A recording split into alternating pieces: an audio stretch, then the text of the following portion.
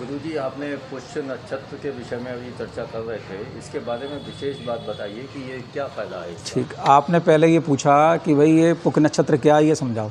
आपने अभी थोड़ी देर पहले ही पूछा था, तो ज़रा देर के लिए मान लो जैसे मैं बरेली में बैठा हूँ और मुझे दिल्ली जाना है। दिल्ली का नाम इसलिए ले रहा हूँ कि और जगह के लोगों को उनकी समझ में आ जाएगा। तो हमारे यहाँ बरेली से दिल्ली 250 किलोमीटर दूर है। मैं बरेली से निकला और रामपुर जगह पे पहुँच गया।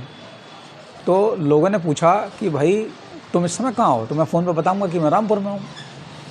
दूसरा आदमी पूछेगा कि भाई रामपुर में भी करेक्ट पोजीशन क्या है, तो मैं कहूँगा बरेली से निकला हूँ, मिलक में घुसा हूँ। तो मिलक तो रामपुर में आता है, तो मैं रामपुर में हूँ। लेकिन ये स्टार्टिंग पॉइंट है। थोड़ी देर बाद दोबारा फ़ोन आया, तो मैंने कहा अब मैं मिलक के मध्य में हूँ। फिर आया फ़ोन, मैंने कहा अब मैं रामपुर में पहुँच गया और रामपुर से निकलने वाला हूँ, मुरादाबाद की बाउंड्री पर खड़ा हूँ। तो एक ही क्षेत्र में 2-3 जगह पॉइंट आ गए। जैसे बरेली में आप समझो मैं शामतगंज में बैठा हूँ और मुझे किले जाना है, तो किसी ने पूछा कहाँ पे हो, मैंने कहा मैं कुतुब खाने पे हूँ। तो कुतुब खाना एक प्लेस का नाम हुआ ना। तो ऐसे ही हमने हवा में जो 360 डिग्री है उसको नक्षत्रों में 27 भागों में बांट दिया है। लोग पूछते हैं चंद्रमा कहाँ है, तो चंद्रमा जिस पॉइंट पर आया लोगों ने उस जगह का नाम एक रख दिया। जैसे कह दिया इस जो 4 यहाँ पे सितारे हैं उसका नाम पुष्य नक्षत्र है, तो उन्होंने कह दिया चंद्रमा आज पुष्य नक्षत्र पे आ गया, तो भाई आज पुष्य नक्षत्र है। फिर चंद्रमा कहाँ होगा और आगे बढ़ जाएगा, फिर चंद्रमा कहाँ होगा और आगे बढ़ जाएगा। तो पूरी जो 360 डिग्री है उसे 12 भागों में बांट दिया दिमागी तौर पे। उसको 12 राशियाँ कह दी कि भाई ये मेष राशि है। अब एक क्रॉस क्वेश्चन ये बनेगा भाई मेष राशि ही क्यों है, तो मेष राशि जहाँ पे चंद्रमा है वहाँ कुछ तारे हैं, सितारे हैं, उनकी जो शक्ल है वो मेढ़े के समान है। तो ये कह दिया भाई ये मेष राशि हो गई। भाई चंद्रमा कहाँ है, मेष राशि पे है, जहाँ सितारे मेष की तरह हैं। फिर आगे कुछ सितारे हैं, उनकी आकृति बैल की तरह है, बैल के मुंह की तरह। भाई आज चंद्रमा कहाँ है, आज वृषभ में है, यानी वृषभ में पहुँच गया। तो ऐसे वो वृषभ राशि हुई, कारण है ना नाम रखने का।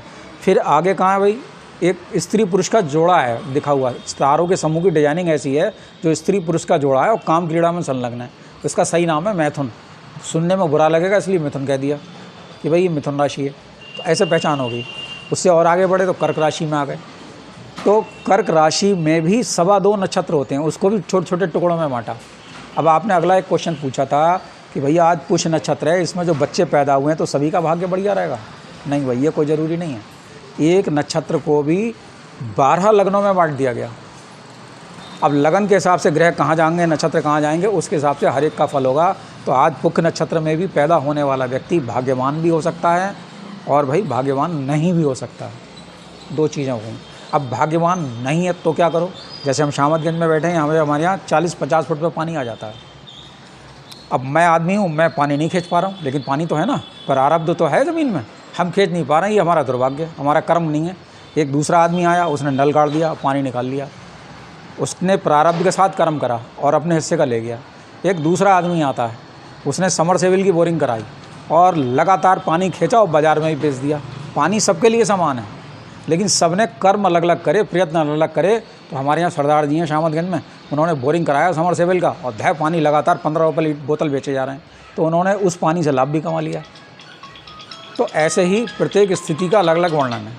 तो आशा है कि आप पुष्य नक्षत्र के बारे में समझ गए होंगे कि अगर पुष्य नक्षत्र बढ़िया भी है तो उसमें जितने 24 घंटे में जो भी बच्चे पैदा हो रहे हैं उनका अच्छा भी भविष्य हो सकता है और अच्छा नहीं भी हो सकता है। हरिओम। मैं पंडित राकेश पांडे, बरेली।